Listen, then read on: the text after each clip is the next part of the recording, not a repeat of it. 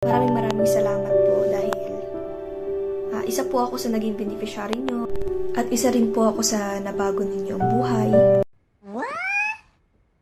Nagkaroon ng magandang bahay, magandang tirahan,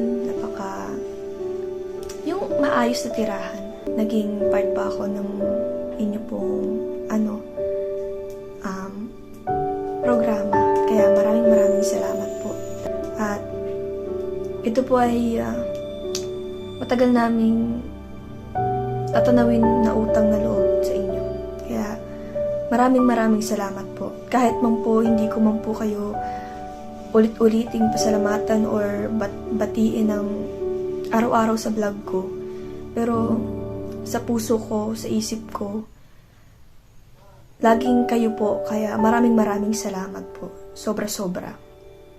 So kahit alam kong hindi pa ako nagbe-birthday, pero grabe. Nararamdaman ko yung feeling ko kapag mismong nasa birthday na ako. Yung celebration na mismo, baka maiyak po ako dahil sa nangyayari. Kasi alam niyo po, pangarap lang po ito pero nandito na.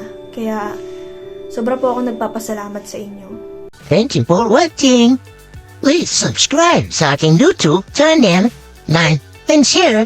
Don't forget to hit the notification bell para lagi kayong updated sa aking susunod na i-upload. Bye-bye!